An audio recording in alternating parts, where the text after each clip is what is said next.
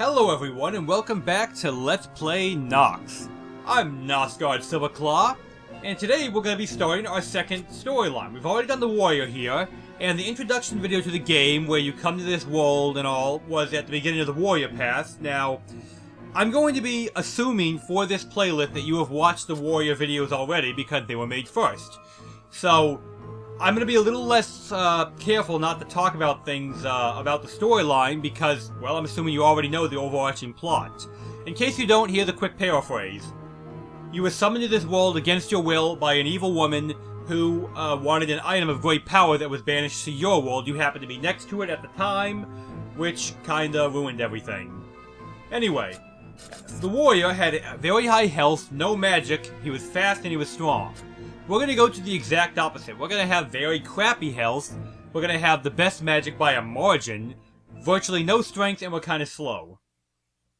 They don't wear any armor, they don't use any good weapons, they can pretty much only use staves and magical staffs, but their magic more than makes up for it. Let's get started, shall we? Well, the canon name for the character is of course Jack, but we've already been Jack, so we are going to be a mighty wizard name. You know, some men call me Jack, but I think you viewers can call me Tim. The work of a great wizard is a sight to behold, a mastery of magical power, channeled to the most astounding effect. So, you should know that in all of Nox, Horvath is the name synonymous with the greatest of wizards. Ha! And your timing is auspicious. As I speak, Horvath is looking for an apprentice. Win his favor, and his sacred citadel will become your home, the Wizard's Tower in Castle Gallivor. Succeed with him, and your future on Nox is assured. Hard, cold facts, lad. You must become a wizard's apprentice before you can gain entry to the Tower of Illusion. The one controlling that is the arch-wizard Horvath, an old friend of mine. I know Horvath is in need of a worthy apprentice, but are you worthy, lad? Follow the beach road, find the home of his new apprentice, and beware of urchins. They can be the most nettlesome of pests at best. I guarantee you don't want to learn their worst, lad. Oh, they're just urchins. We fought them plenty of the warrior. They're nothing. So, you start the game out here with Tim, the initiate wizard, with our little wizard staff, and of course our clothing from Earth, same as before on that front. And you start this one in a much different environment than you started the warriors. We're not at a big crazy volcano, we're at a nice little coastal home. Of course, as you should already know, you can break walls open for secrets. And yep, there are prizes and chests. Everybody loves prizes and surprises. But here's something new. What's this? Collect spellbooks to gain new spells, huh? Book of Missile of Magic. Barrage your nearest foes with deadly homing missiles. Costs 15, and it occurs at the pointer. It is a hostile spell. These blue potions, which the warrior never got, can regain your magicka. Red potions, regain health, yada yada.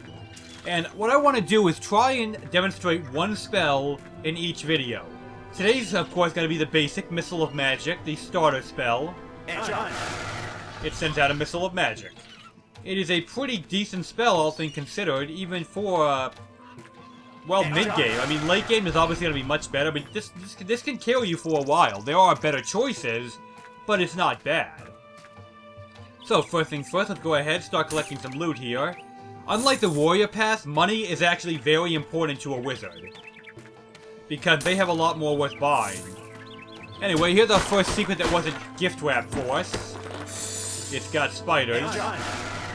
Now, did you know what that happened there? Watch this. Okay, well, that would... There it goes.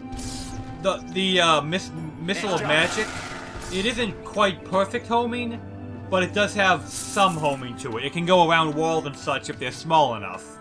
Of course, if it goes too far without hitting a enemy, it will eventually fizz out and be wasted. But our magic's getting kind of low. We could take a potion, but I'm pretty sure soon enough we'll... Hold that thought. We got problems.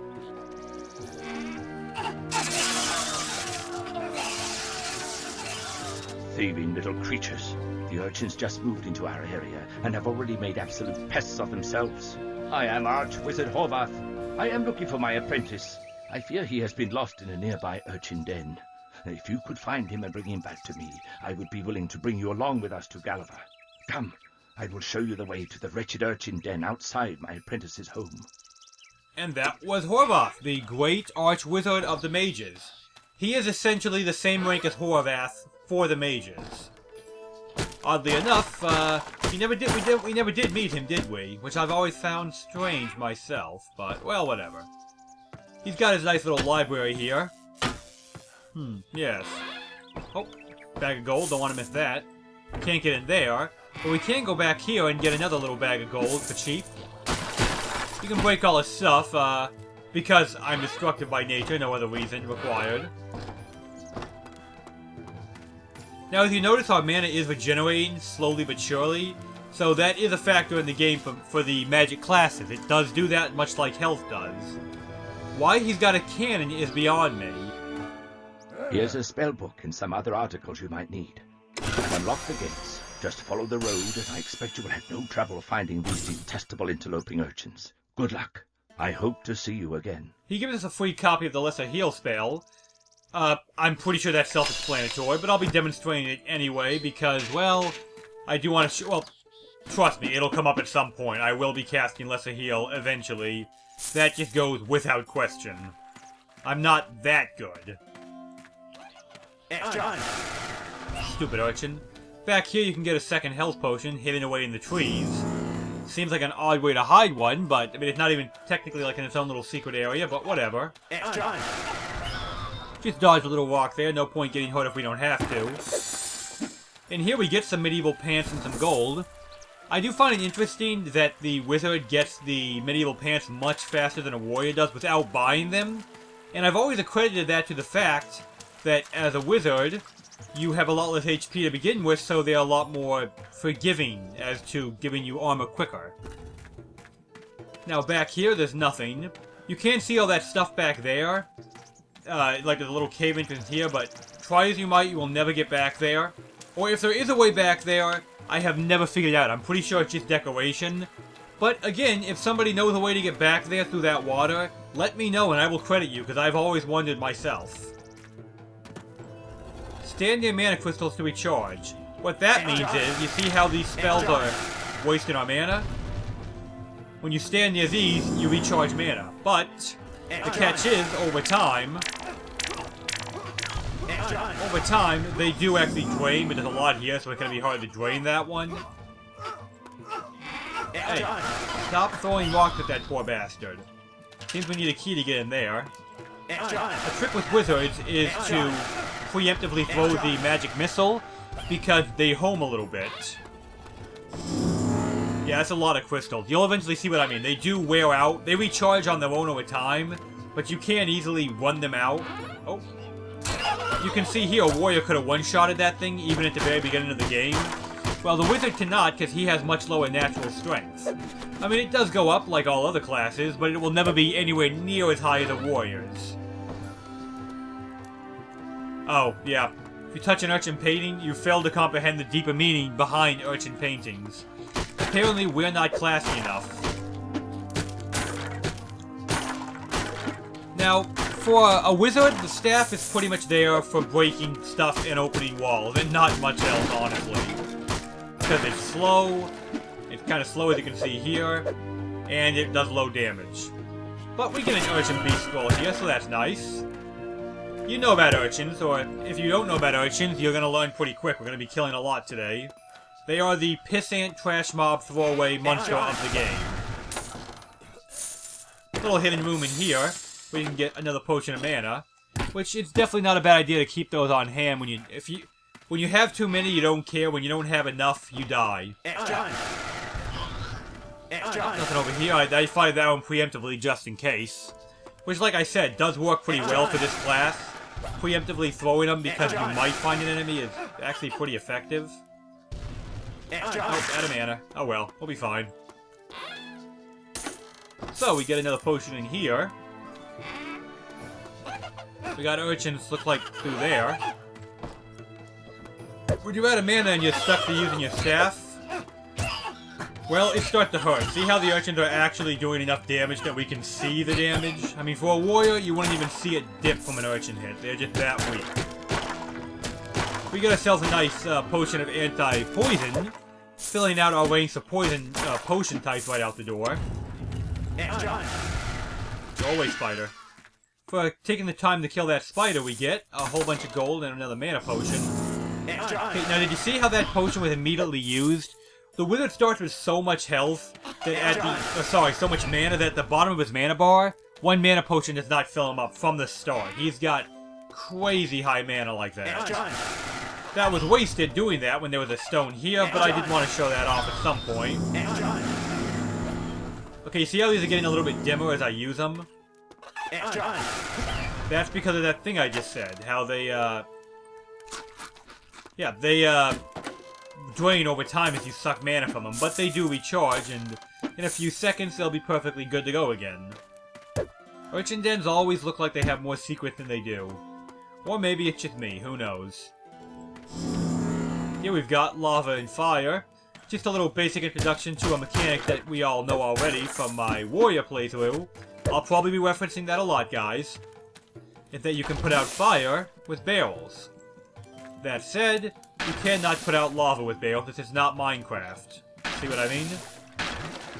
Yep, water doused with flames, and we get our little key here. Nothing else back here, except a sign trying to warn us that lava hurts a lot. Although I imagine you should be able to deduce that fact through, you know, human intelligence. Back here we have yet another secret in the Urchin Den. So let's go ahead and grab that. What did I just pick up? Huh, must have been an apple or something. I didn't actually catch it, but no biggie. One last room to check really quick, and I believe that's right through around this corner here. Yep, just a murder hole. Apparently I killed that guy through the wall already. So with that, we can go back, and we can meet up with our wizard friend here. How you doing, buddy? Thank you for trying to rescue me, but I'm already too far gone.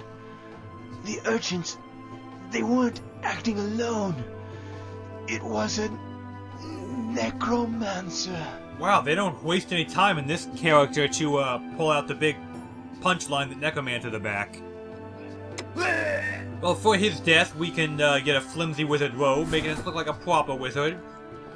In the Book of Lightning, a very, very good spell for wizards. We'll be reading that tome eventually. I'm not going to read it right now, but we'll be reading it later when I demonstrate that spell, which won't be in this video, because I want to try and space them out. Today, magic missile. Tomorrow, probably lightning.